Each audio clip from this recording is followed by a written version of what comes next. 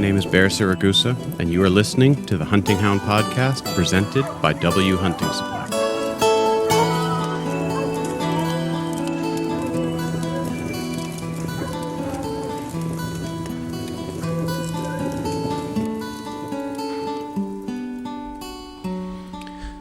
Okay, finally, this feels good to be sitting down and doing one of these again. I've had a long break, so it's I've been itching to do it, and I couldn't think of anybody else better to get back into it with me than with you, Bob. Guest today is Bob Plott, who's been on the podcast. I think we figured it out twice before. Right. And well, it's my honor. I mean, I love what you're doing. Oh, I appreciate it. Likewise, it's been a lot's happened for both of us, I think, since the last time we talked. You had you were almost no more. You had a real rough run-in with the COVID. Yeah, that's kind of an understatement, to tell you the truth. I had early September, I started feeling really tired, and just really equated it to the fact I was working 7 days a week at that time. And I noticed that my feet, the bottom of my feet, had turned orange. Literally, I mean, it looked like a Clemson or Tennessee football jersey. And, wow. They were kind of swollen and hurt. And so I just started getting really listless, and I was working from home, so I could still work, but I just had no energy. I loved to eat normally and wasn't eating anything. And so anyway, long story longer, I just literally fell down on September 12th and knocked myself out. I was so weak, and they rushed me to the hospital, and they found out that I had COVID and I had pneumonia. And so I spent that trip, I spent over about a week in intensive care and then another week in a regular ward, and they let me come home for a few days, and I got even worse. Fell down again, had another severe concussion, busted my right eardrum, and rushed back to the hospital again and spent another week in intensive care and another week in regular ward. And so all told, I spent about a month in the hospital, lost 71 pounds in 3 weeks. Wow. Literally had to learn how to walk again. I mean, when I got out, I could not stand up on my own. And so I went through physical therapy and just completely still really weak from losing all that weight. And so then lost my job because I was sick, no other reason. So had to sell our house and move, and so that was tough, and I couldn't really be in much help there. My wife and son did just a tremendous job of really pulling all that together. If it hadn't been for them, I don't know what I'd have done. Right. And wow. We just finally got relocated and got settled in, and so that was right before Thanksgiving. And since then, I've really been focusing on working out. I've started back writing again and missed a few articles in the magazine, but got those back on track, and trying to work on a book and some different things, and doing some wood carving again. But it's been really, really rough. I mean, even now, I still, by the end of the day, I've got what they call long COVID, which is, I still have some symptoms. I'm obviously not contagious or anything, but my feet are still really not orange anymore, but they're really, I feel like, I don't know if I have neuropathy in my feet, or now they're doing some tests on that, but my B12 levels are still low. I'm having to still get B12 shots. But all in all, man, I'm doing a whole lot better. And good. It's the first year I hadn't hunted since I was a kid, so that was, last year that was rough. But yeah, I think I'm back on track, hopefully, and I appreciate you asking. Yeah, well, I mean, you sound good, which is great it's great to hear you. It's great to hear you back, at least upright again, because yeah, you had you got your butt kicked. That was pretty worried about you there for, I think, well, yeah, all of us were pretty worried about you there for a little while. It was looking pretty hairy. So it really was, and yeah. I appreciate that because, and I guess I'm just so stupid or hard-headed, one or both, that I never really thought I was going to die until the doctor came in one day, I was in intensive care. And I think the first time, maybe the second time, I don't remember. That's another thing. A lot of stuff I can't even remember, but he came in and I said, "Man, you got to do something about my feet, doctor." And I said, "My feet are all swollen up and they're orange, and what's up with that?" And he looked me square in the face and he said, "Son, you got a lot more stuff to worry about than your feet. We got to worry about keeping you alive at this point." And right. I was like, "Whoa, okay."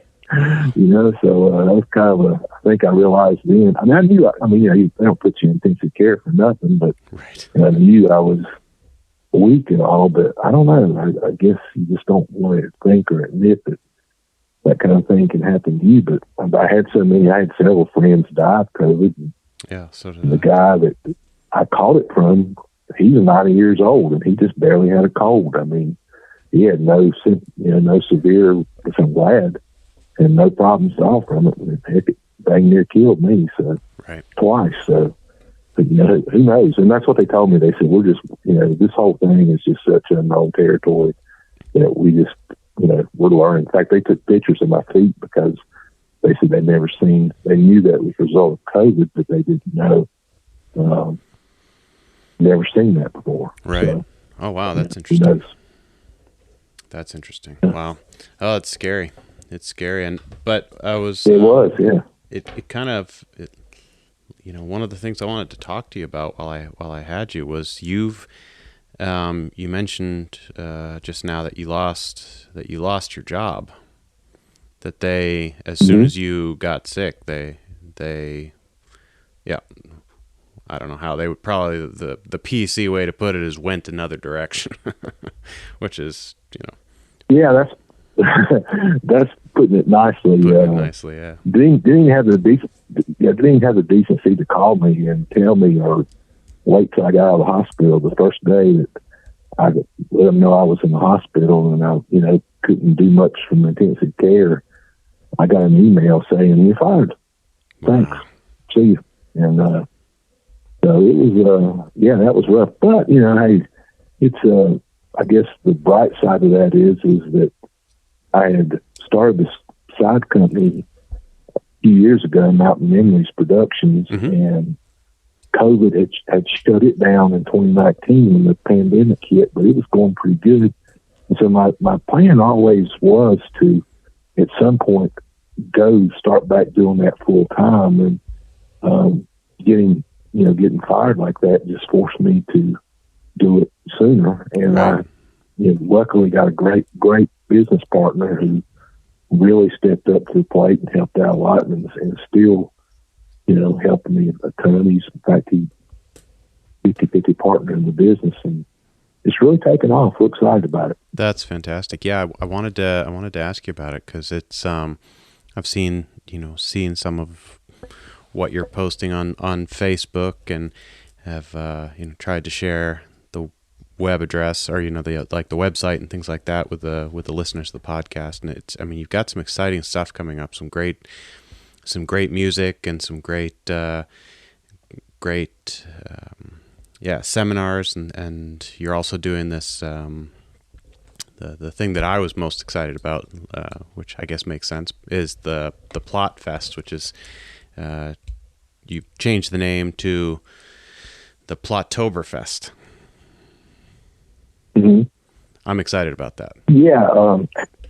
I am too, and so excited because we were limited. We did Plot Fest for the past 2 years at the company I was working for, but we were sort of limited in what we could do because it had to revolve around people staying at their venue and really more tailored to their needs, I felt like, than what the people's needs. But it still worked well. And last year we had 21 people from 21 different states and Canada attended. So it was growing by leaps and bounds. And we knew that even if I had stayed in the previous job, we knew that that we were probably going to have to move to a bigger place. And so we decided we still wanted to, obviously still do this. And so the Mountain Memories Productions deal allowed me to do that, or us to do that, as well as all the programs and stuff that I was doing before, like the Strike and Stay story, the Plot Hound program. So it allowed me to do that too. I've got about 6 or 7 of those booked over the next few months, doing one April 15th in Lenore, North Carolina, and another one in May in Lenore, and another one in 2 in May, actually. One in Statesville in May, and another one in Lenore in May again. So real excited about that. But back to the Plot Fest, it's, as you said, we worked with the Haywood County Historical Society and Genealogical Society in the town of Canton. Canton has been through some really rough times. They've had 2 big floods in the past 10 years. I mean, literally, 100-year type floods, and now the largest employer in the county has shut down, or will shut down within a month. So those folks have been through some tough times, and they've got a great mayor there, Zeb Smathers, and his father, Pat Smathers, was the mayor before him. Anyway, they're just totally committed to the town, and there's a real rich history of German immigrants coming into Haywood County, as in North Carolina. And of course, the Plot family, of course, was German. Sure. And so they were one of the early settlers in Haywood County, along with the Smathers and the Shooks and the Messers, and all those folks were Germans as well. That was Henry So Plot, they came up with that. Henry Plot was my great-great-uncle. He came into Haywood County. Now, my third great-grandfather, George Plot, he came directly from Germany. Well, Henry was born in North Carolina, but even in records and stuff show him even still being referred to as the old German, even though he was born in America. And evidently they still spoke a lot of German in the house, because George, still spoke German pretty much to his death, even though he spoke English as well. But so there was a real rich history of that. And as a matter of fact, there's a cove not too far from where Henry Plot settled the first time before he went to what's now Plot Creek, was an area known today as Dutch Cove.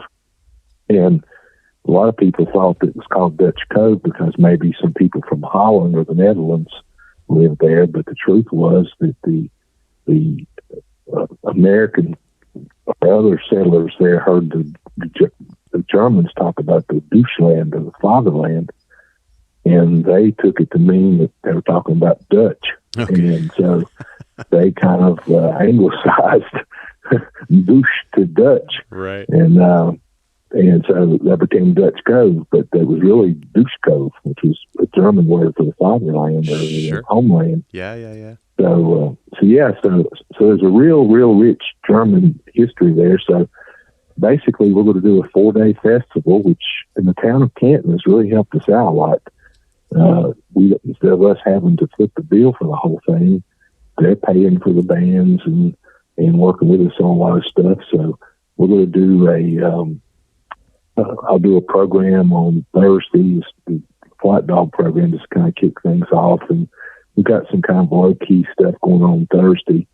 Friday, things really kick off with a lot of different historical programs, big concert Friday night, and then Saturday's just all day long dog events that really kind of like the whole concept of the original Plot Fest. We'll have UKC bench show. We'll have one dog mechanical bear bay, 2 dog, 3 dog mechanical bear bay, cool. 1, 2, and 3 dog mechanical but stuffed coon bays. We'll have all sorts. We'll give awards. Method award will be given out. Of course, it's already been given out one time, but we do a separate award for it here. The Robert Henry Plot Award will be given out. The Plot Patriot Award will be given out, and we have a round table, which I always really enjoy doing with a lot of the older Plott guys who've had Plott dogs for over 50 years. Come on stage and I moderate it and just kind of ask them questions, and just some really great stuff there. There's a guy down in South Carolina named Dan Long that's had Plott hounds for, gosh, probably 55, 60 years. And wow. That guy is the best storyteller, man. He should be on TV or on stage. He is just hilarious. And so he's just a real great guy. And just to be all sorts of people like that there. And then we'll have more concerts Saturday nights. We have concerts Friday and Saturday night. We've got one whole street closed down for vendors.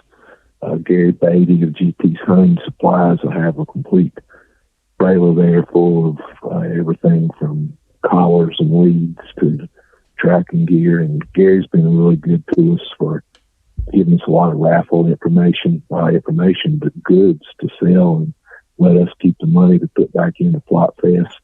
Wow. He's just a really amazing guy. And Gary Bowen helps out with the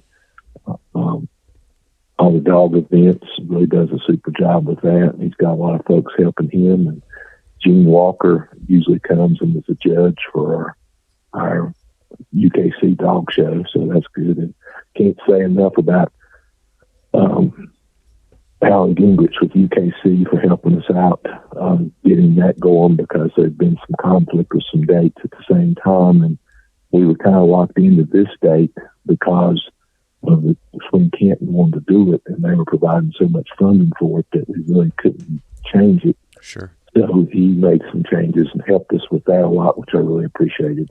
Oh, fantastic. So it's just been a really, it's like everything else, it just takes a team of people to do all this, and we've got a great team. That's awesome. That's really good to hear. I'm excited about it, because I've been trying for the last 2 years to make it over there for Plott Fest, and I've just never been able to make it happen.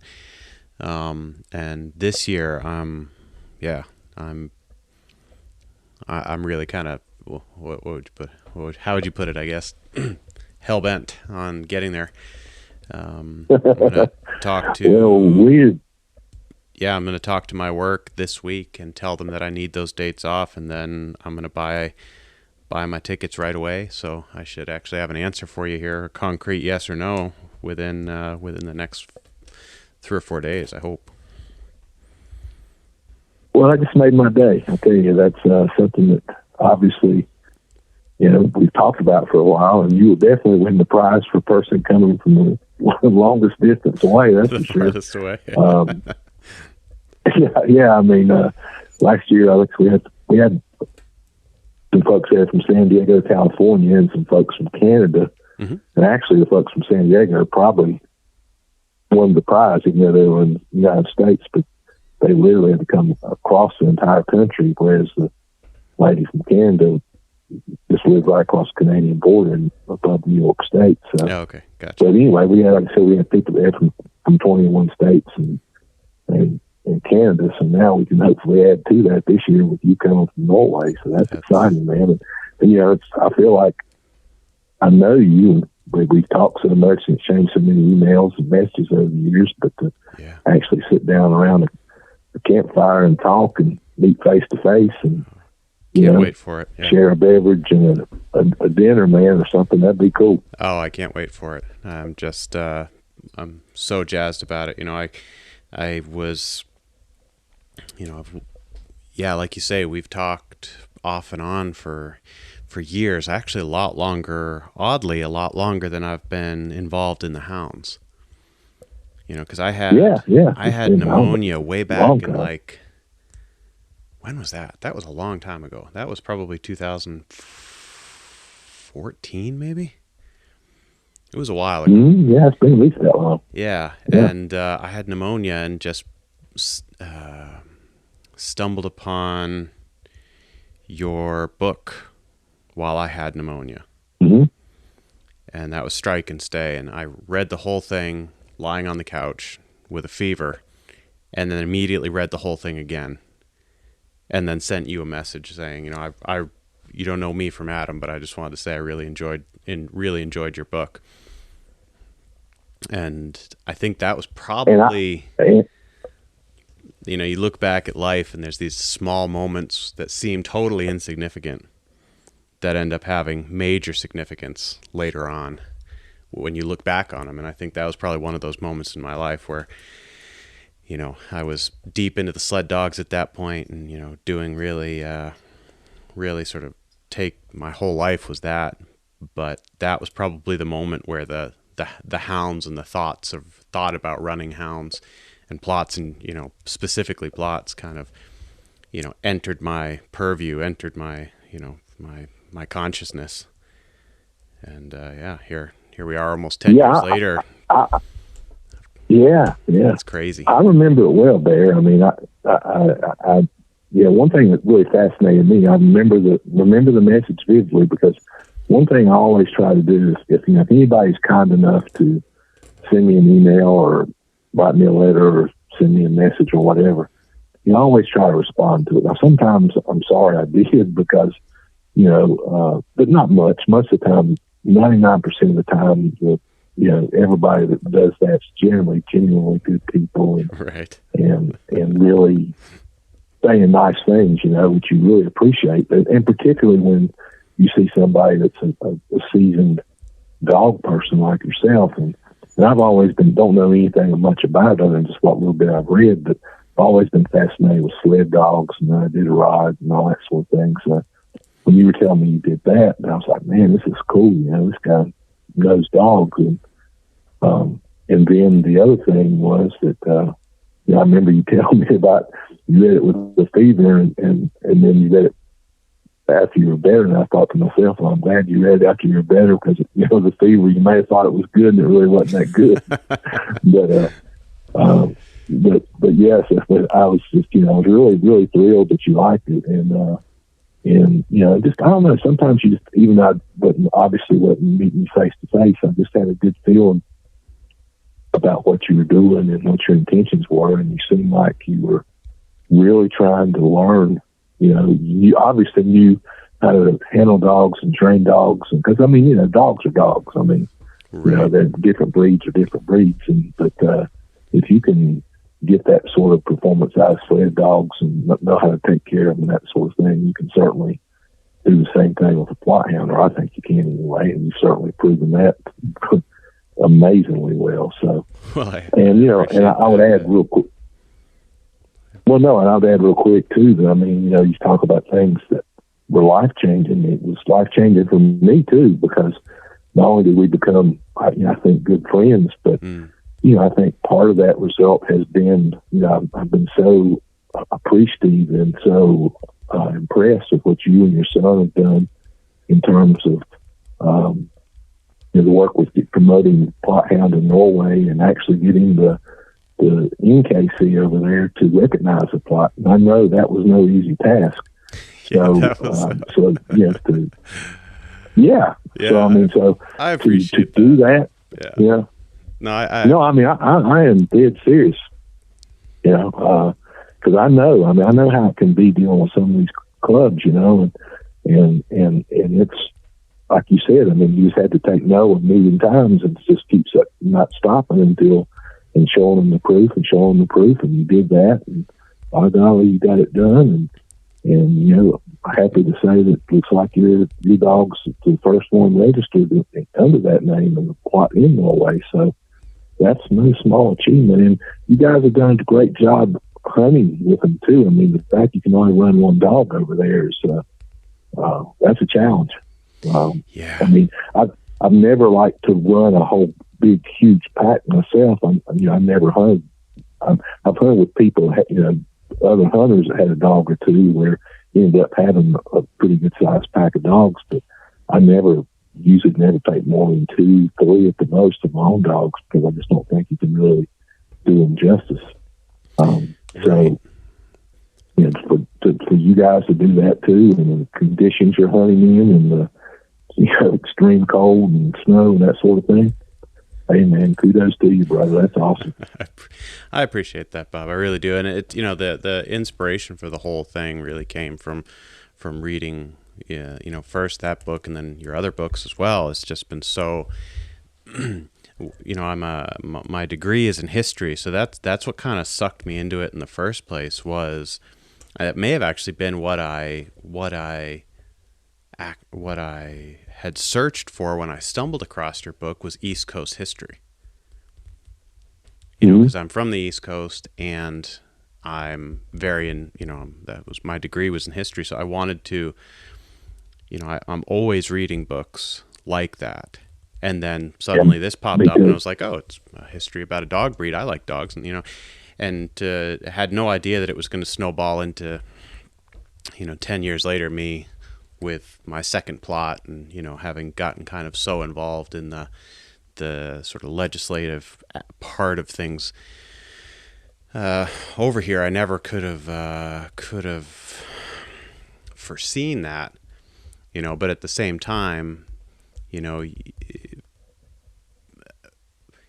if my first interactions with both the plot breed and houndsmen in general had been negative, I probably wouldn't have been here. But, you were super welcoming, super forthcoming with information. And then, not just then, but when I started getting into hounds myself, even though the first couple I got weren't plots, you were a wealth of information just in terms of, how to get them to, how to apply some of the knowledge I had from the sled dogs to the hounds.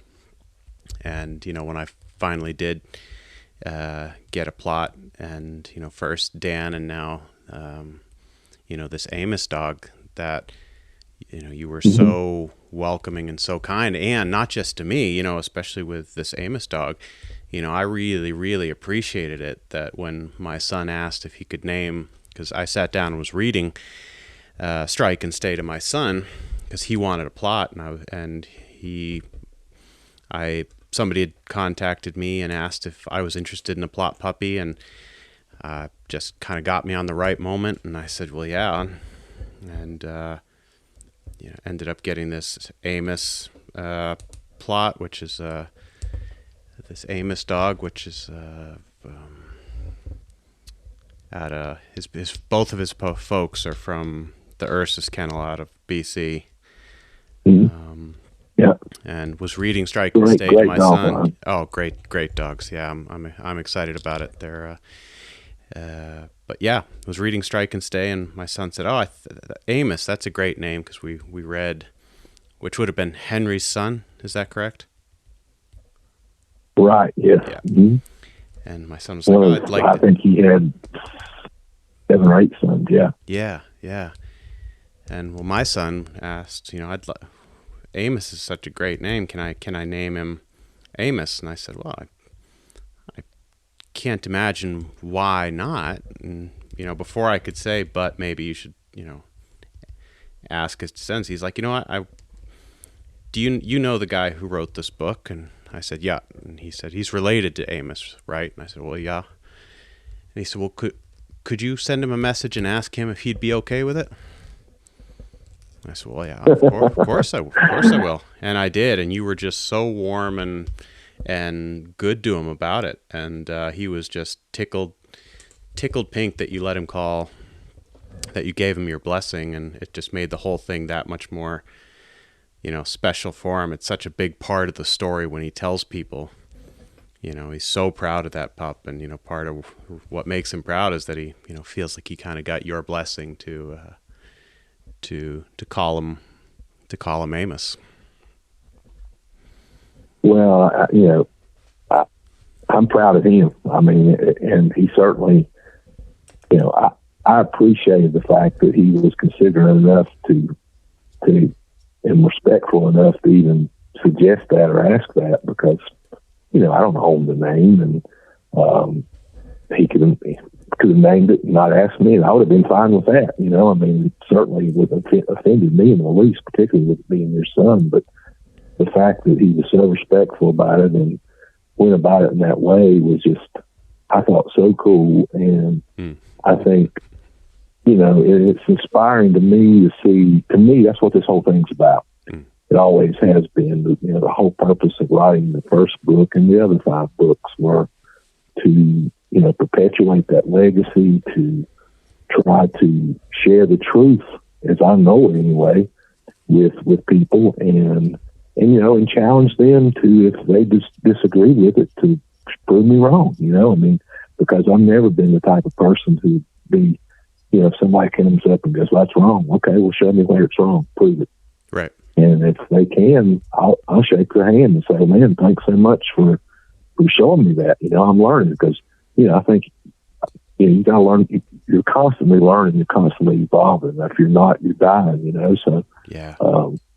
I've always taken pride in that, which is one thing, unfortunately, that I ran into a lot of obstacles when I was writing that book, and after it came out, because there were just so many people that were so set in their own ways. But it's understandable, because the first yearbook that came out in 1959 had 10 different origin stories in it, and all 10 of them were just drastically different, and people just got to the point where they were just choosing what they wanted to believe. And particularly if they got dogs from a breeder who shared the same creation story, then they'd fight you over it. And oh yeah, and it was so much of it was just not just wrong, but blatantly wrong. And so I just really wanted to try to, and I felt like that most people would be like you.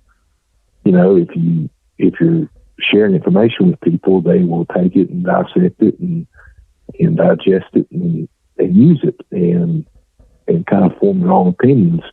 But some people are just, no, not going to listen. And, yep. And that's fine, but going back to your son, it's just, no, it was really, really inspirational to me to, that came about the same time when I was starting to recover and still not feeling real well. And so it really meant a lot that he would be that respectful and not just be respectful, but actually, the fact that the young man saved money from the time he was, and I love your story about, kid says he wants a dog at 7 years old. You're like, yeah, sure, save your money. Yeah. And, you think I'm a father too. You figure, yeah, right. He'll forget about that and buy him a transformer or something tomorrow. Exactly. And, but no, the kid, stuck to it, man, and was tenacious and persistent and saved his money till he was 11 years old to have enough to buy a really fine bloodline of dogs. Yep. And did it himself, and it's 11 years old. So that's just awesome, and I think, and then, so, he showed that persistence that we all appreciate in a plot hound, Right, exactly. And so, yeah, so for him to do that, and you to support him like that, and then to allow him to do it and follow through on your promise, which at that point you just about had to. I mean, he had me over a barrel for sure. Yeah, that's what I'm saying, man. I mean, you'd have been the bad guy of the year had you not come through with that deal. Oh, absolutely. I know you it was better just than like, that, he came to me with it, and it was just like, he's like, somebody offered you a plot, and I said, yeah, they did. And he said, well, I'd like that. I would like a pup from that litter. I was like, well, I bet you would. And he said, no, I that's the pup I want. And I said, well, okay, how much have you saved? And he had it all written down. It was like, well, darn, you have enough. And I was just like, you got me there, son. You got me. He was like, yep, that's the pup I want. I was like, all right, okay, I'll let him know. And it's close the deal right here. Yeah, it was too funny. It was too funny. Because I thought the same thing. I was like, well, darn, if I had a dog that was as tenacious as this kid, I'd be all set. Maybe I'll put a GPS collar on him instead. So no, I'm super proud of him. He did a good job with that, and he's doing such a good job with this pup. He's taking just excellent care of it, and getting him out, going on long walks, even in this, these horrendous snow conditions we've got here. Just getting dumped on this year has just been rough. And he's just, out in all kinds of conditions, all kinds of weather. It's great. It's so cool. So cool to see. And I'm glad to hear that, and I'm not surprised. I mean, because, based on what I already knew and what you told me, he's going to be, he's going to, again, it's all about perpetuating legacy. So it's like I tell people all the time, I think I may have mentioned this in one of the previous shows, it's not just about the Plott family. It's not just about my family. It's not just about my relatives. It's about a whole bunch of other people that help my family perpetuate that breed. And right. That goes back to the very start. And it's happening now. I mean, you and your son are classic examples of that, and it's appreciated because, quite frankly, if it wasn't for folks like you guys, the breed would probably be obsolete. It would probably be nothing more than a regional phenomenon, maybe known fairly well here in North Carolina, maybe in the Southeast, but to have national and worldwide notoriety that it enjoys today is due entirely because of people like you and people who aren't related to the Plott family. I mean, I may have told this story before, but I do these programs, and I was doing a program to a middle school class. There's about 200 kids and 200 people total, most of them middle school age kids. And there was a county school superintendent in Jackson County and teachers and everything else. It was a good crowd.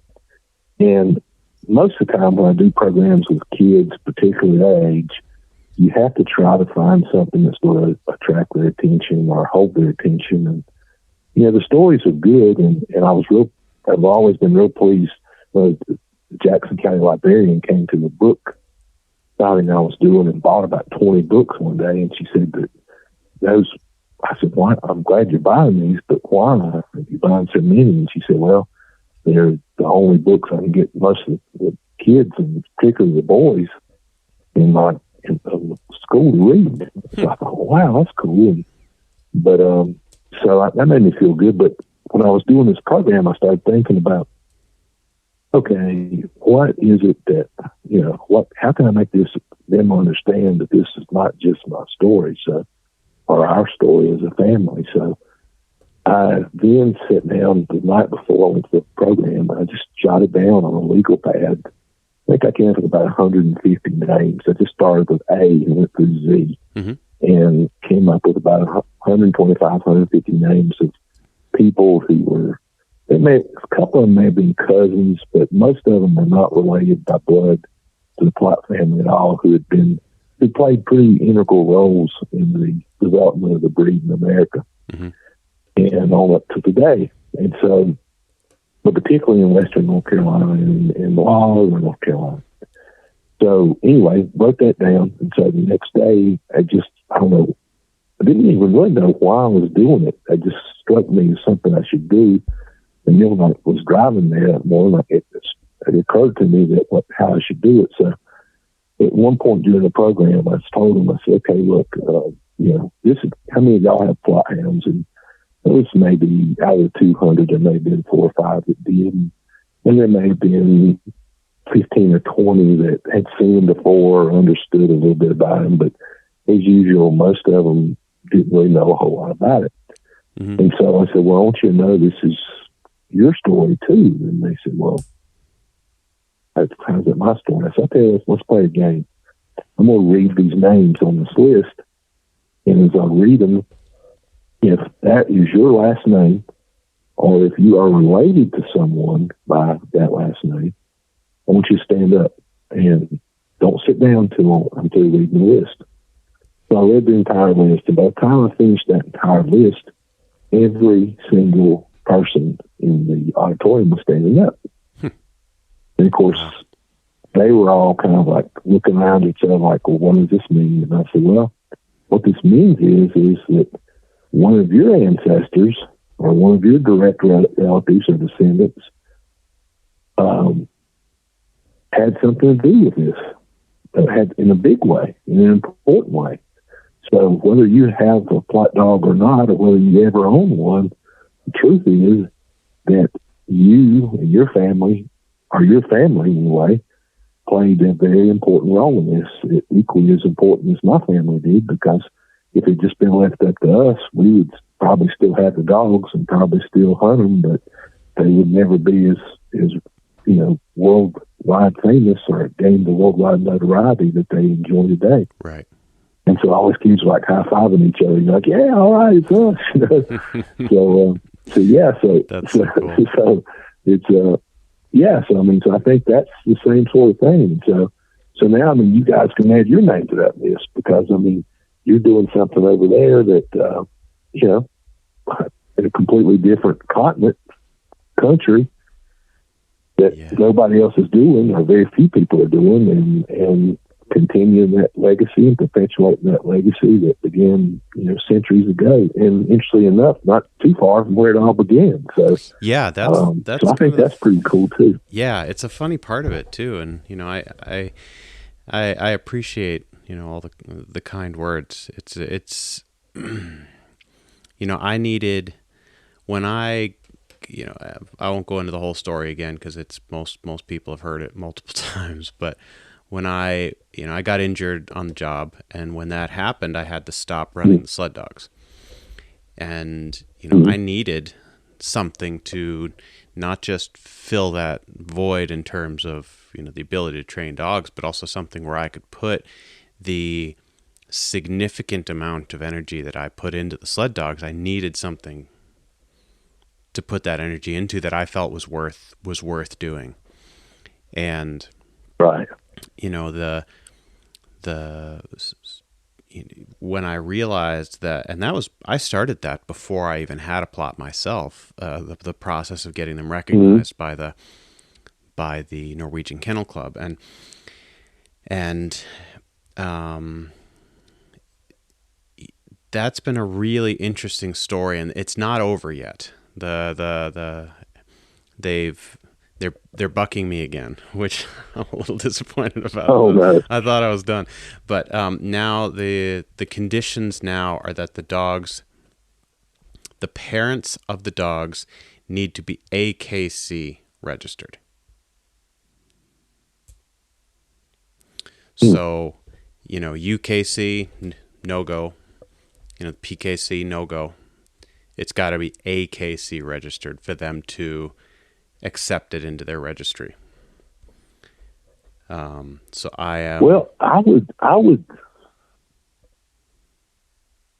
think that and I don't know this for a fact, but knowing the Ursus line a little bit and knowing the reputation they had and the fact that they were buckskin proponents, I would bet that at least some of those dogs were registered with AKC. Yep, some of them were. Some of them. Again. Yep. Yeah. But so that may. I'm still working on getting. Of course, I don't know about the documentation. Yeah, that I am going to need as I'm getting Amos registered in the Norwegian Kennel Club. He will be registered in the Norwegian Kennel Club. If I need to sit down and start writing 100 emails a week again, I'm gonna start to. I'll do it. No, whatever it takes. But it's you mentioned it earlier. It's really interesting where you can come. You can present evidence with documentation to back it up. And yet that evidence will just meet this wall of opinion and ignorance that, almost regardless of what you do, you're not going to be able to convince that person that they're wrong. It's like you had an example in one of your books about the guy who wrote an article originally in the 40s, and then it was published in the that 1959 yearbook, claiming that the Plott hound was dying out, and that realistically it should have been called the Blevins hound. Yeah. And it's like, it's so easy to document that is blatantly false. It's not. It's not. So, well, your opinion. It's wrong. It's like it's not accurate. And I've No. got similar stuff over here where it's just like, well, the Plott hound is just a mixed breed, a Hanoverian cross. It's like, no, it's not. Oh. Or, well, a Plott hound, there was even someone tried and this had nothing to do with me at all. This happened before I came on board. So, there's a bunch of other people over here. It's easy for me to talk about, things that have happened since I came here. And a lot of those things I've been involved in. But before I came here, we dodged some major bullets. We as in Plott men over here. There was a push at one point to include the Plott hound in the list of banned dogs in Norway because they were bred. Really? Yeah, because they were bred to hunt and run down and kill black bears. And they wanted to put them in the same. Yeah, that was what it said, and they wanted to put them in the same category as they put like the Dogo Argentino and the Cane Corsos, and the Fila Brasileiro, some of these South American dogs that hunted big cats and hunted jaguars, and then, or hunted escaped slaves and things like that. A lot of those breeds are banned here. Pit bulls are banned here, and it's based off of just. Most of the time it's based off of false information and fear. And I mean, we, by the skin of our teeth, held on to the Plott here. And, that was due to, some hard work by some very, very dedicated Plott guys, John Steinar Vangen, who I just had on the podcast, actually the last podcast I did before my wife became ill. He is, you talk about, if you look back at like the foundation members of Plottdom over here, he's got to be, you got to include his name. He's been such a proponent of the Plott and such a dedicated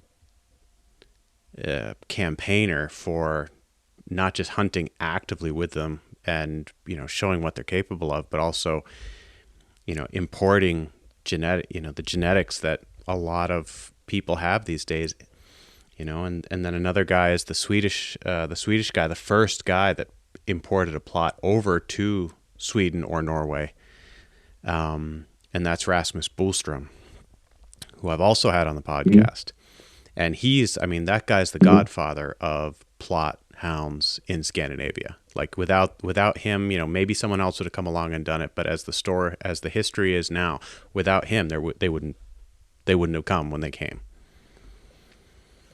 Wow. So those guys busted their butts and do a just fantastic job of, making sure that it's not a fashion statement. Some people will start importing dogs and just as a fashion statement, but these guys are pure bred. Just, it's in their DNA at this point. These guys are Plott guys in the absolute best way.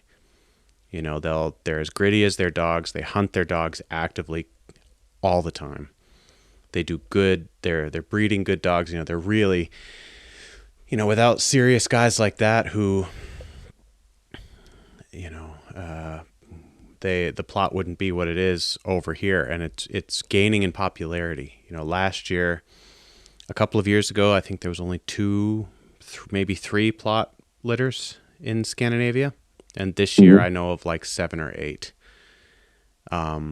Great. That's and great. They're not just like what somebody's got lying around.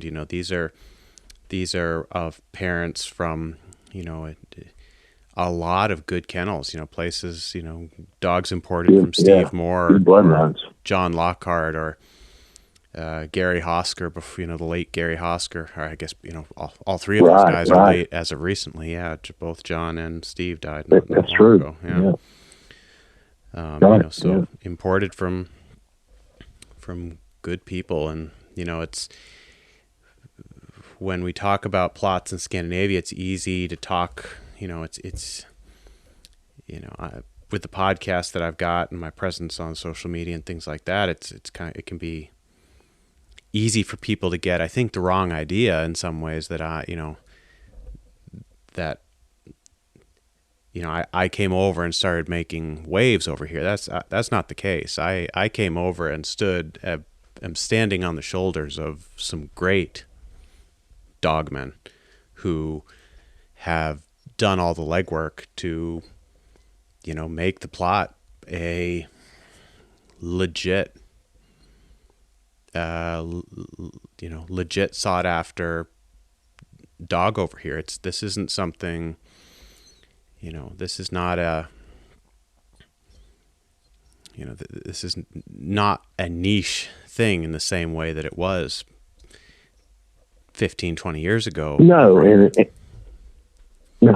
it's not about you, and it's not about them either, which is another thing I find great about it. I mean, you guys aren't doing this for egos or to promote yourselves, and I think that we're all standing on the shoulders of, I'm standing on the shoulders of not only my family, but people like those guys and people like Bud Lyons, who was a great mentor of mine, who had the foresight to record a lot of the stuff that conclusively proved the truth about Blevins dogs and different things like that. So, I think, and I think I found in a way that's what is what, 99%, I feel like 95 to 98% of the folks in the Plott dog world are just like those guys you just mentioned in yourself. Yeah. I mean, they're dedicated. They're fiercely loyal to the breed. They're trying to do the right thing. They're learning, and and I just give them my heartfelt thanks. As a matter of fact, the guys you mentioned that are still living over there, please extend my sincere thanks to them and to you as well for everything that you're doing and that they're doing, because like you say, I mean, you came over there to kind of now carry on what they started, and your son's going to carry it on for you and other people that you will inspire, and it will carry it on, and that's what it takes, and that's really what I love about it, and that's really the one thing that I like about Plott Fest. I'm not taking anything away from any of the other big breed activities that different clubs have. They're good in their own right, but we really try to focus more on that as far as, we're not limiting this to, if you got a great show dog, hey, come on, you're welcome. If you've got a search and rescue dog, come on. If you got a great hunting dog, come on. Yep. If it's just your pet, hey, we're there for you, man. We're about promoting the breed. Yep. And the people that support it, and so I just, I can't thank guys like you and them enough for doing that. And getting back to the clubs a second, you have to be persistent, and you have been, and they have been, because, to have those, make those sort of assumptions is just ridiculous, because anybody that has ever seen a Plott hound knows that you don't send a Plott hound to kill a bear. I mean, that's just ridiculous. I mean, they would be extinct if that was the case. They're just not that big. But and that's what makes them so special. They're smart enough to be great, to strike a trail and stick to it, and to stick to the game at the tree or bay. But they're smart enough to not get hurt, hopefully, or not get killed. So that's just the shame that people get those sort of preconceived notions, and that you have to fight so hard to disprove them. With much of it's just common sense, but God bless you guys for doing it, because that's what it takes. And we went through the same thing. I don't want to beat the dead horse on this because it's been talked to death, but we went through the same thing with the buckskin situation. Yeah, I was going to ask you about that. Yeah.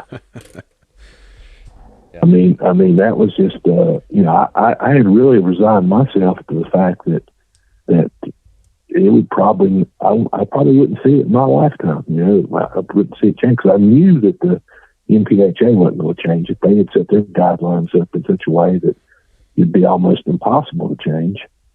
And so I just used what I had at my disposal, books and articles, to just say, this is crap, man. This is BS. And here's why it is, And it's just like, one of the big UKC officials, when I were having a conversation one time, he said, Bobby said, there's 18 American purebred dogs and that have predominantly brindle coats, and the Plott Hound's one of them. Mm-hmm. And of that 18, I think it's 18 or 19. He said of that 18 or 19, he says, there's only one that doesn't accept the buckskin in their color standard. And you know who that is? And I'm like, yeah, I know who it is. And he said, you know how dumb that makes y'all look? Right. And I said, don't make me look dumb because I'm against it, have been against it. But I said, but I hear what you're saying. And so I just made it my, I made a lot of people mad. I got death threats, man. People just that was so ingrained in their belief that they were right and I was wrong. Yeah. It didn't matter that I could show the first dogs registered. Well, some of them were buckskin. The dogs on the 1935 Ricky Hunt were buckskin. I can go on and on and on. Sure. And yeah. I've got rabies records of Plott family dogs in the 1930s and 40s. And people say, what does that mean? Well, it's got the color of the dog on the rabies records and their weight and their gender. And guess what? There were buckskins there. Yeah. Got photographs, color photographs from the 60s to prove it. So it's just fact, but it took, like I said, the club itself, UKC was putting pressure on, the APA and the AKC had already approved it from the start, but MPHA and UKC wouldn't, and UKC wanted to, but they really wanted the club to make the decision to make it easier, and they wouldn't. And so finally, UKC just said, okay, fine, we're doing it. And thank God they did. But I'm forever in that debt. And one of the guys that told me, said, well, one of the reasons we did, we got tired of hearing you write about it. It was embarrassing. Yeah. And I said, well, hey, that's what it takes, and that's what it takes. So it got done, so yeah, so I can totally relate going through that. And I think actually what you're going through is even more difficult because, at least these clubs accepted the fact over here, at least accepted the fact that the Plott dog was a legitimate breed. Was its own breed. You're, yeah. I mean, you're facing that this is just some mixed breed mongrel, that is out here killing people and animals and everything else, Right. Yeah. So, and that's the hypocrisy tough trail. of the whole thing just blows me away, because there are a couple of native, considered native breeds of hound over here that, Right. that have kind of been holding on by the skin of their teeth in a lot of ways for a while in terms of just total numbers and genetic diversity and things like that. There's a couple of them dogs like the Schiller Hound or the not so much the Schiller, but the Dunker, the Norwegian Dunker Hound. The Halden Hound is another one, super, super rare breed at this point. And then there's another one called the Hegan Hound. And those are all absolutely their own breeds, which I don't argue with. They are. They're fine hounds. I like them a lot. There's a history behind them that's really cool, and I'm all for it. But because because there's so few of them, there started to be some genetic issues. So they had to do some sort of breed maintenance breedings to other breeds to bring in some genetic diversity. And yet those dogs from that first generation are registered they're registered Halden hounds or registered, Hegan hounds, and that makes sense to me. But when you then have a dog that you have right on paper, it was planned via the Norwegian Kennel Club's channels to cross this in. You have a dog that is black and white, a mixed breed. You don't get any more mixed than a 50-50 cross. That's it. And then you look at my plot, who can trace its genetics back to the 1800s, and you're like, no, 400 years ago, that dog's ancestor was a Hanoverian hound. It doesn't make sense to me.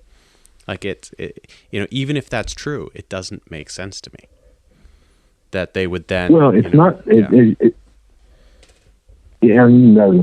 DNA tests have proven that's not true. It's conclusively proven that's not true, and it's just such. It's like politics today in America. Everything is just. Everybody's so polarized. Nobody wants to listen to either side. Nobody wants to. It's my right. It's my way or the highway. I'm right. You're wrong. Right. It doesn't matter what. And it's kind of the same way there. I mean, in the dog world, sometimes. I mean, some of these folks just get so set in their ways that you can tell them the sky's blue, and no, it's not. No.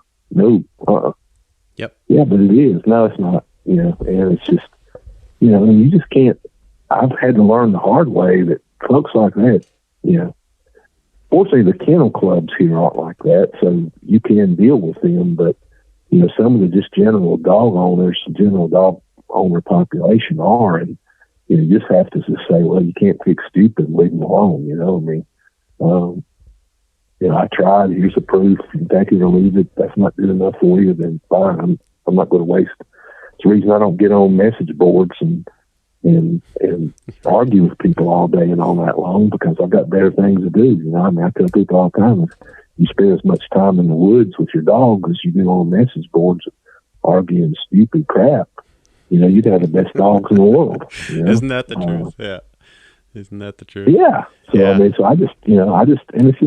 so, it's a waste of energy and time, so I made the mistake early on, back in, late 90s, early 2000s. I'd go on these message boards and say, okay, well, if I've got this to prove something, then here's how I can substantiate this. And, I just want you to know, I respectfully disagree, and here's why, you're a damn communist, you're this, you're that. I'm like, no, I'm just trying to,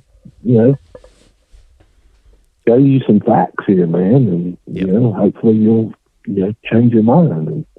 And people just get hostile about it, and I'm just not cut out that way, man. I mean, if you can show me something that's different or wrong, then hey, I will learn and learn from it. So, yeah.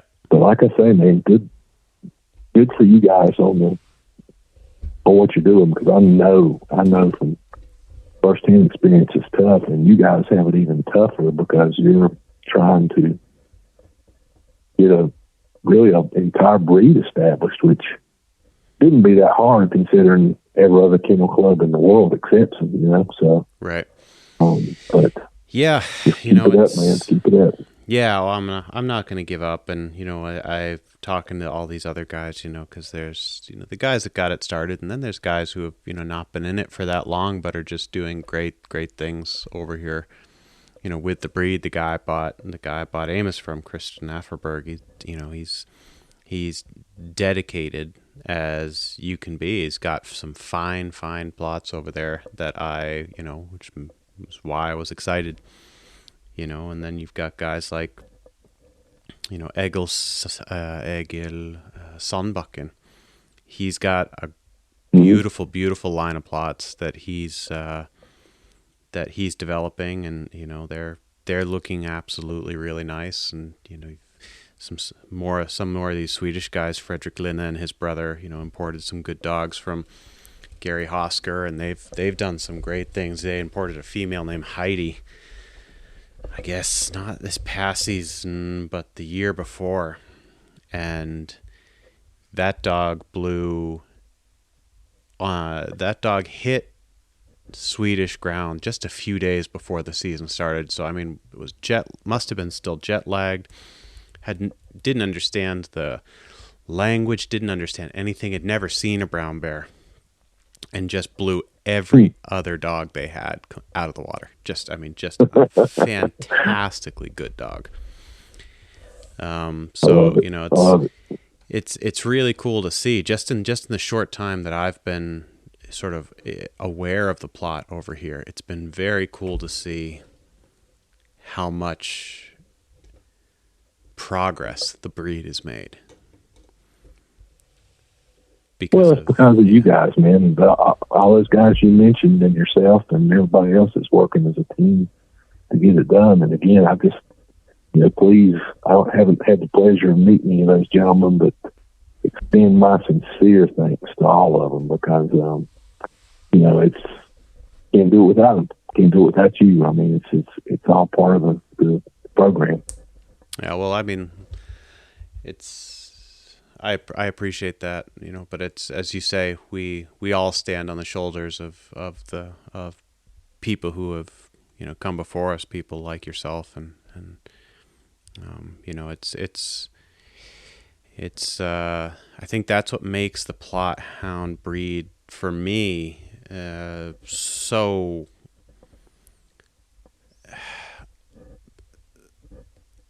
fascinating, and so kind of fills me with enthusiasm about it, is that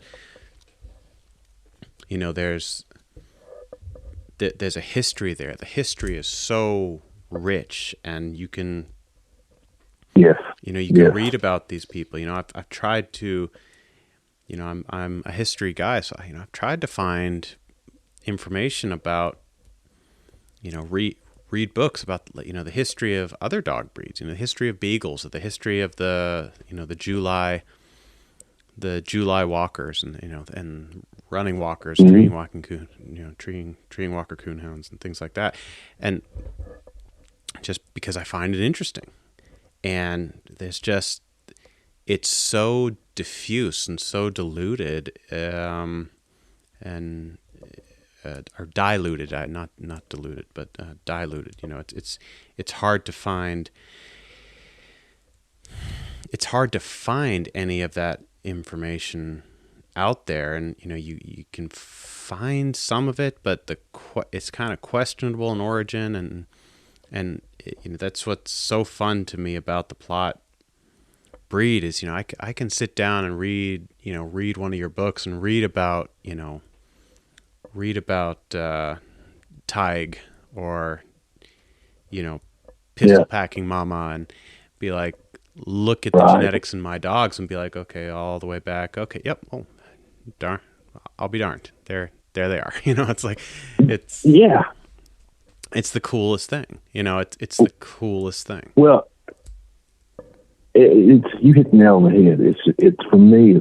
And I tell people this all the time and start my programs out talking about this. Is that it's the story of the Plott breed that sets it apart. Period. Mm-hmm. I think you can sit there and we can talk about tenacity and nose and stamina and athleticism and all those other great attributes that we know these dogs have, and they do. They have that in spades. But there's other great dog breeds that have some of those attributes as well. So I'm not so naive to sit here and say, oh, that the Plott hound's the only big game dog in the world. It's not. Of course, it's not. I think it's the best, just because of personal bias, probably. But right. But the story is the story is just so unique, and it's so classic Americana that I think it just sets it really apart. And the other thing there that I tried to, I think this is what I see in you and what I saw in you from the start, and these other guys too, is one thing I've really, really, really tried to do in my books, in my articles, but particularly my books, is don't hear me talk about me very much. I mean, we're talking about it today, but as far as in writing, those 6 books, there's not much of anything in there about me, because I don't want that. It's not about me. It's not about anything about me. I'm a historian. I'm just trying to record the history correctly, tell a story correctly and as honestly and objectively as I can. Right. And, and I think that's the problem you run into when you run into some of these other histories, you run into some of these other message boards and some of these other magazine articles, is that people are just want to make it about them. It's, let me tell you how great I am. Let me tell you how many bears I've killed. Let me tell you how many bears I've treated and how awesome I am, and how many Right. world champion dogs I have, and yada, yada, yada. I mean, I can't tell you, I always really try to, just like when you first contacted me, anybody that makes a genuine effort to contact me, I'll always respond. But, it got to the point where I have to be very selective. I mean, I'll answer any email and any message. I won't answer all calls that I get simply because I've learned over the years that, I'll get somebody to call and leave a message and say something to the effect of, listen, I've just got to ask you one question. I just need one question. I've got a question I want to talk to you about this particular, what dog I have and yada, yada. Mm-hmm. And so I'll call the guy back, and 2 hours later, all I've heard is him tell me how great he is and how great his dogs are. I'm like, what was the question? Right. I mean, I appreciate the fact you're proud of your dogs, and I appreciate the fact that you campaigned them hard and that they've had success. But come on, this isn't about you, and it's not about me either. So yep. I think when we lose, as long as we keep that in perspective and don't lose sight of the fact and don't make it about us, then that's where we're going to be successful, where we have been successful. And I think that's why you guys have been so successful in what you're doing over there. And I like to think it's what little bit of success I've had, hopefully, is for a lot of that same reason, because, I take no credit for any of it, man. I mean, I just happen to be born in the family that started it, and I'm proud of it, and I want to do the best I can and perpetuate it. But it's like I tell people in the programs, my third great grandfather in his wildest dreams never would have imagined that this thing would have turned out the way it has. But I'm sure he'd be proud that it has. Yeah. And that's really all I want. I just want to make him proud and make the people whose shoulders I stand on proud, and represent them in such a way that give them the credit that they deserve and give the dogs the credit they deserve. So yep. That's what it's all about to me, period. I mean, that just kind of sums it up for me. I mean, it's when you get away from that, it just, it cheapens it to me. Yeah. I can see what you're saying, and I agree. It's one of those things where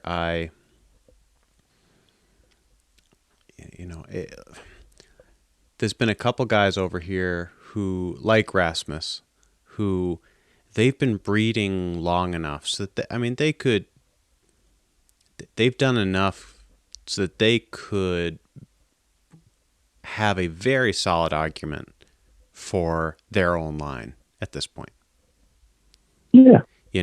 But the credit, Rasmussen has been, it was one of the first things he said was that, his dogs came from Steve Moore. And that was back in 1993. Right. That was a while ago. And yet, that's still what he says, that he doesn't take credit. He's such a humble guy. He doesn't take credit for it. And the same with John Steiner. He got a couple dogs from Steve Moore, but a lot of his dogs came from John Lockhart.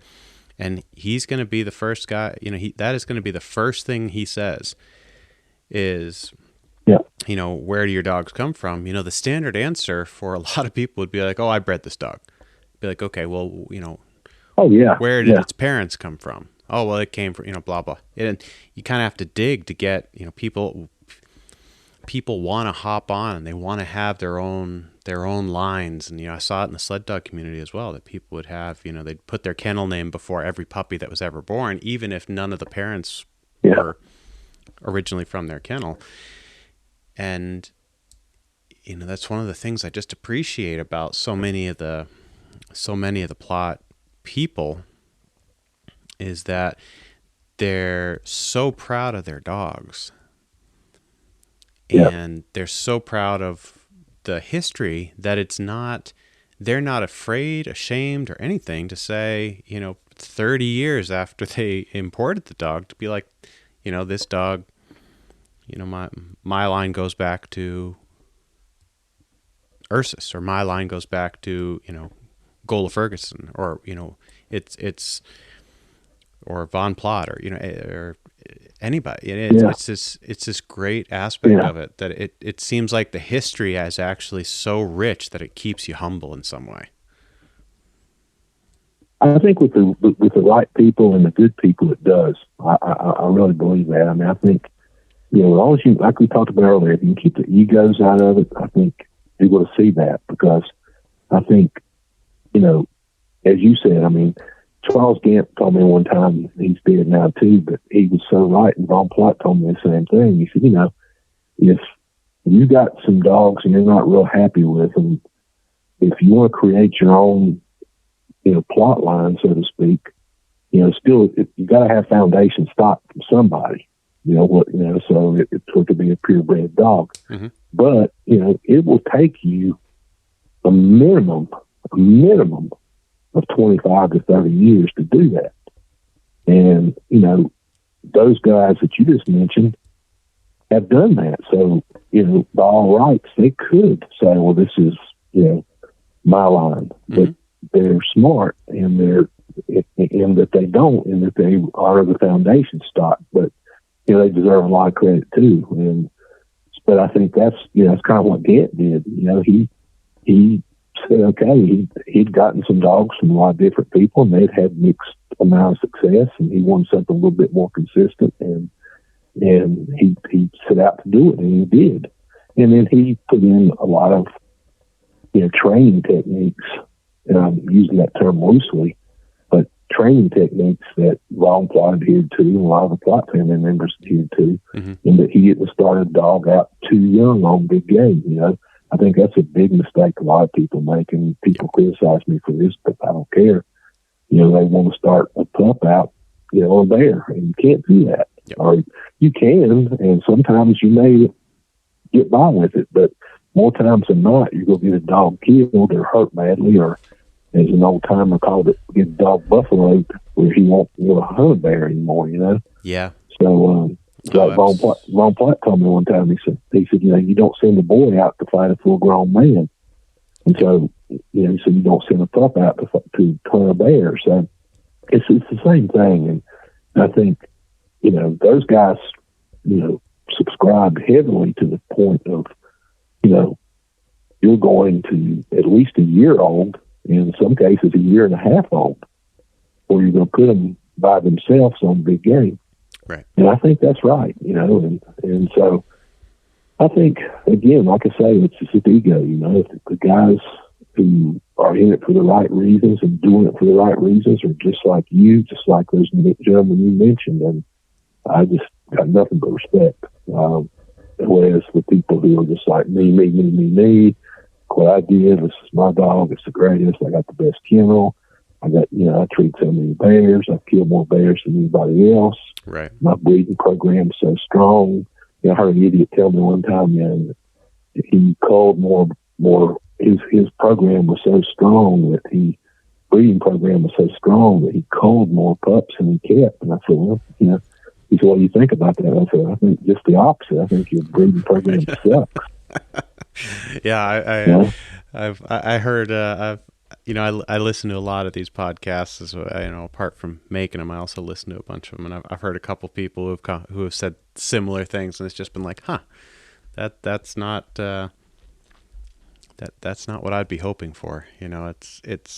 But I mean, nobody's going to have 100% success. I get that, but Bud Lyon told me one time, he's one directly from Vaughn too. If you can't once you get it dialed in and you start with that right kind of foundation stock, if you aren't having, 90% success rate, 85-90% success rate off every litter, probably ought to reevaluate what you're doing, Yeah. And I think that's right. I really do. Yeah, I agree with that. And I also think that that's why, and this is kind of I also think it's why it's so important to have the people breeding the dogs hunting the dogs as well. Yes, Because yes, like I saw yes. it with the sled dogs too, that, I bred from my needs in my area with my own sensibilities and, what I was looking for in a dog. And, I Mm-hmm. did that for 20 years, or not quite that much, I guess, 15 years. And, had a lot of litters where it was like one pup out of the litter would be able to hang after a few years, and then, kept working on it and got to the point where, by the end there, the whole litter, I was getting up into that, 80-90% where the whole litter was hanging in there. And, if I'd just been doing it off of paper, some of the best litters I had on paper ended up just being complete garbage, Right. and And yeah, I'd much rather well, I was get, going to say, go for it. no, but I'm just going to say, I don't know how it is with sled dogs, but I think another mistake people make too sometimes is that, my experience anyway has been, and that's all it is my experience, but talking a lot of other people have had the same experience, you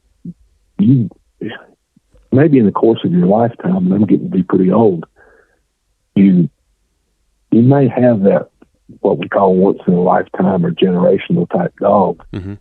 You may have a handful of those, 2 or 3 of them if you're lucky, that can really do it all. It's got a good strike dog, good trail dog, good pack dog, Mm-hmm. Good tree dog. Mm-hmm. But more often than not, what you're going to find is it's kind of like a football team. You're going to have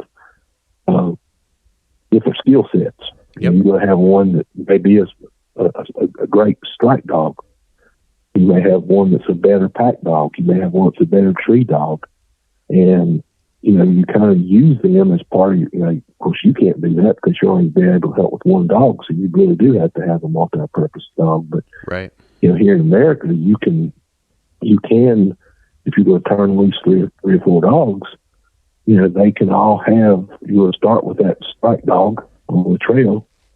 One can stay with it, and then you pack the other dogs to it, and hopefully they've all tenacious enough and gritty enough to stay at the tree too. But it's kind of like building a football team. You got to have a good offensive line. You got to have good running backs. You got to have a good quarterback. Got to have good receivers. You got to have a good defense. Right. Yeah. The same thing. And so you can have a good litter of pups that the whole litter may not be those once in a lifetime dogs, but they can still be good dogs. And then when you have that once in a lifetime dog or that generational dog, then you appreciate it even more, and you understand it even more. Right. Yeah. Absolutely. It's something that I hope to get to that point with the Plotts eventually, is get to the point where I have, where, I get to see that in the Plott world as well. Cause I had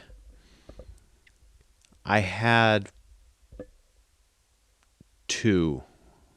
I was lucky enough in the 25 years I was running sled dogs. I had 2 that were once in a lifetime type dogs.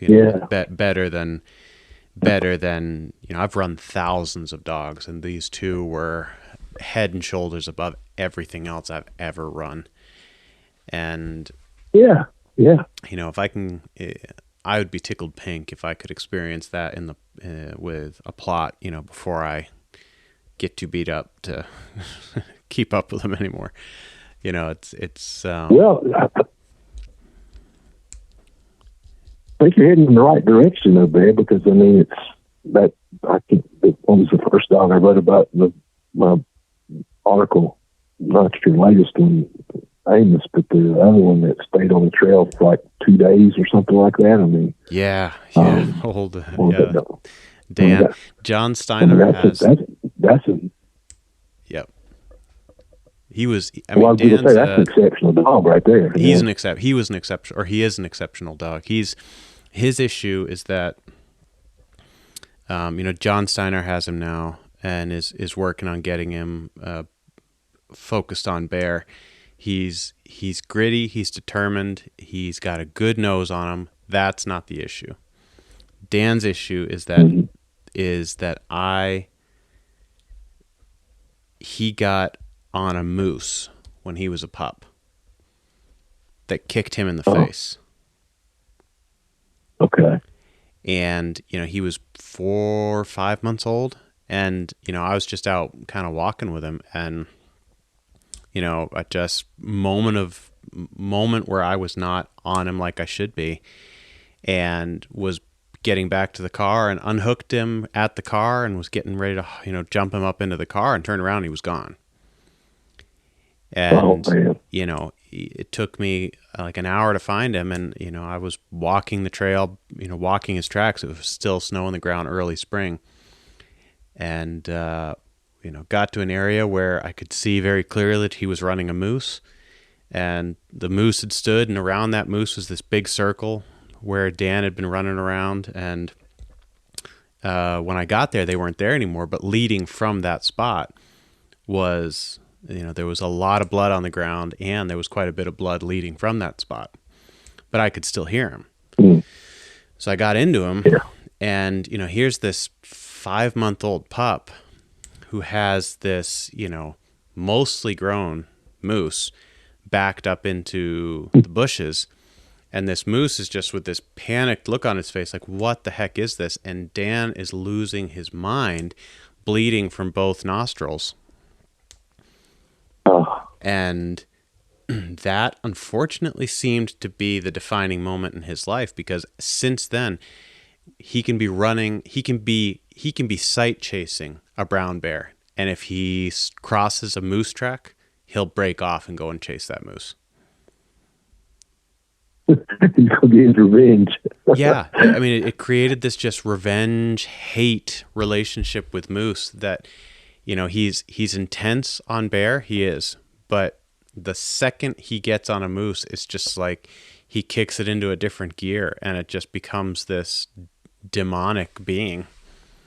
And it's creating problems because he's derailing. With that, one of the rules is that once you drop dogs on a bear, you can't use motorized transport to get in front of them. You've got to wait for them to, you've got to either have already placed people out, place shooters out along, likely lines of travel, or you've got to wait for the dogs to, and the brown bears don't really tree. So, in this case, it'd be wait for the dogs to stop the bear. So get it stopped and be kind of facing it on the ground. So when Dan breaks off and goes after moose, they need to keep focused on the dogs that have the bear. And, it can be hours before they get in there and get him off of it. And we're not allowed to use shock collars here, so you can't even shock him off of it. So he's had hours to just reinforce this bad behavior. It's a rough situation that John is in right now with him, and he's still working with him, which I'm thrilled to see. John's a good dog trainer, and I'm well, keep me posted on that, because that'd be interesting to see. I mean, on one hand, I admire the dog a lot because just for obvious reasons. Yeah. But you can certainly see that. I don't know. Plot dogs are like plot men. They're stubborn and they're persistent and they're hold grudge. I think they hold grudges, to be honest with you. And but by the same token, I think this perfectly illustrates what we were talking about earlier. I mean, through no fault of your own, just a simple accident. That pup gets kind of scarred for life because of that. And I mean. He's so gritty. He's going to sit there and go up against a huge animal and get hurt in the process, but he's not going to back up. And so often the opposite of that happens. A lot of times they won't even want to hunt anything because they're kind of like, oh man, this is what happens when you hunt. I don't want to get hurt. I don't want to get killed. And so the fact that he's overcome that says a lot about the dog right there. But, it does. But again, I think it perfectly illustrates why you got to be careful. And again, obviously, that wasn't your intention. It just happened. It could happen to anybody. I've had dogs get away from me many times. Lost a good dog like that one time, but yeah. So it's that's really interesting. I'm keeping you posted on how that goes. I hope he can be retrained, so to speak. I hope so too. Yeah, I'll definitely keep you posted on that. If anybody can do it, it's going to be John. He's such a solid dog trainer. I've known a lot of dog trainers through all my years with the sled dogs. I'd be interested to see how if he is successful with it, and I'm sure he will be. I'd be interested to see how he approached that, because that'd be a tough nut to crack. Yeah, because it's one of those things where, with these dogs, in some ways, with these Plotts, in some ways, you got to be, when it comes down to it, sometimes you just kind of got to dig your heels in and kind of out stubborn them, which for a Plott, that can be darn hard to do. And I think if anybody can, it's going to be John. But it's, with Dan, it's like that is the most stubborn dog I have ever seen, and he's proven to me twice that he will, he's stubborn to the point where he'll die before he'll give up. Because he was the dog that ran off, and it was cold, and he was gone hunting actively for 2.5 days. I dropped him on Sunday. I remember that, man. Yeah, Sunday morning dropped him and didn't get him back until Tuesday at about midnight. And he had been hunting the entire time, and I had the GPS track to prove it, and the bark counter on his collar. I had that set so the sensitivity wasn't super high, because I didn't want it picking up crunching snow and things like that. Plus, whenever Dan opened his mouth, there was no question that he was barking, so the sensitivity could be pretty low. Right. Because he had such a huge voice, and I can't remember the exact number, but it was like 25,714 barks over those days, and he'd been. It was just, unbelievable. Crazy. Yeah, crazy. And came back, having not eaten anything. It'd been blowing. It was cold midwinter here, so he had frostbite on his knees and on his, his equipment, and then on his ball. He was in,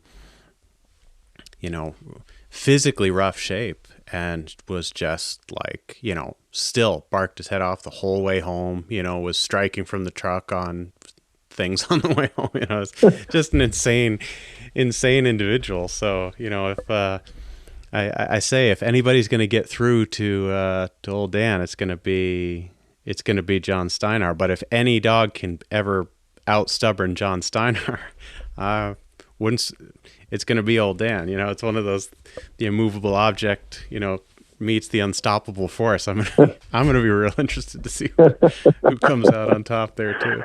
Well, regardless, it's still exceptional dog, no doubt. It's certainly that's that the moose aspect of it's concerned, but man, what a dog! That's definitely one of those generational type dogs, for sure. Yeah, and, I can't wait to see how it turns out for you.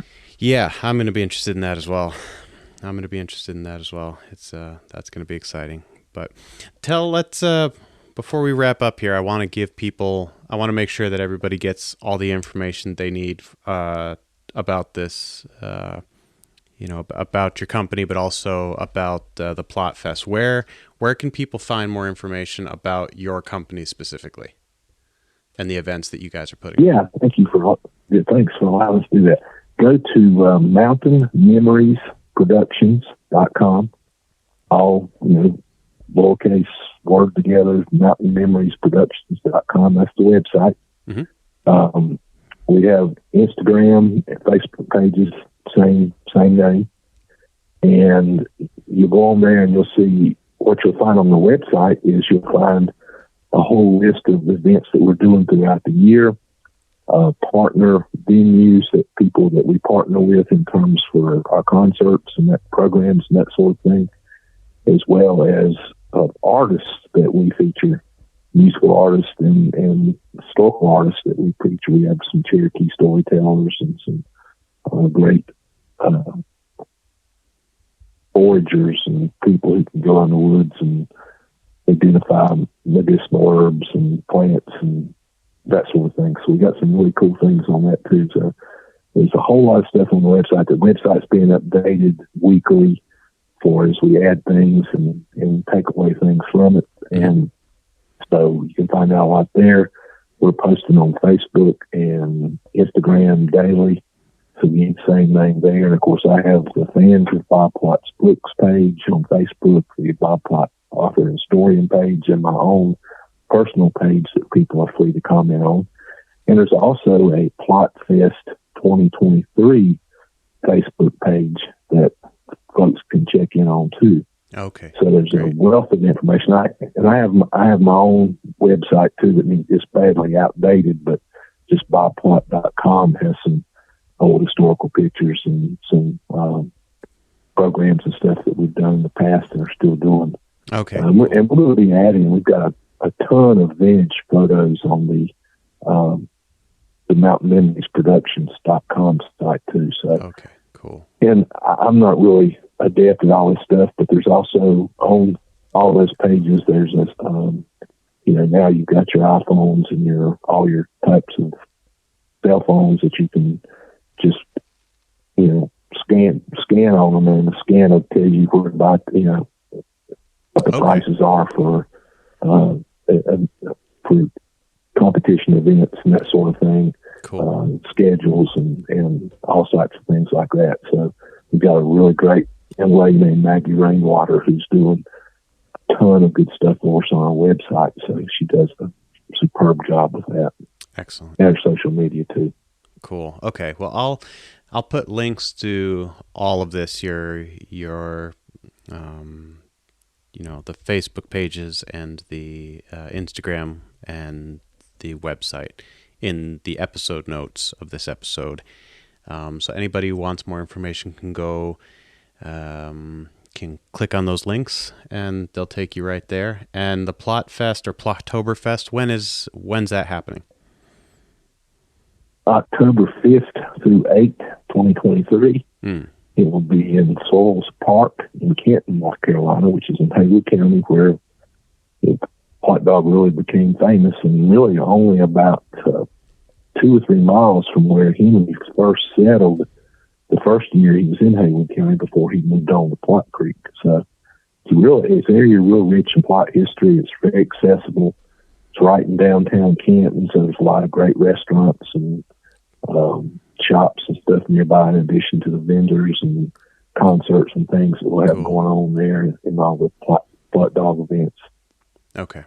Awesome. Well, I can't wait. I'm looking so much forward to that. It's going to be the first time I've been back in the States for, too many years at this point with COVID and everything. So I am so excited to get there, and so come on. Anybody who's listening who wants to come, just come on down, say hi to Bob, say hi to me, get to see some really amazing animals, do some really amazing things. Yeah, I'm looking forward to it, and we'll make sure you get a good tour of all the local historical sites too and stuff when you come. And it'll be great having you with us, man. I'm thrilled to have you with us. I'm excited about it as well. Well, Bob, I really appreciate you coming on. I'm glad you're still with us, and glad to hear that you're still being ambassador and proponent of the breed. It would have been the COVID really did a number on the Plott people. It would have been I'm real glad it didn't take you as well. So I appreciate Well, you so am taking the I. time to And come on. I appreciate you. Appreciate your kind words. Appreciate all that you do, and appreciate you having me on here again. I guess, like you say, it's the third time, and it's an honor and a pleasure each time. And thanks for all you guys are doing too. Really appreciate it. Oh, I appreciate it. Appreciate you as well, and this won't be the last time I'll have you on here. Number 3, Sounds ready to good, come. my friend. Sounds good. All right. All right. I'll hold you to that. Thank you so much.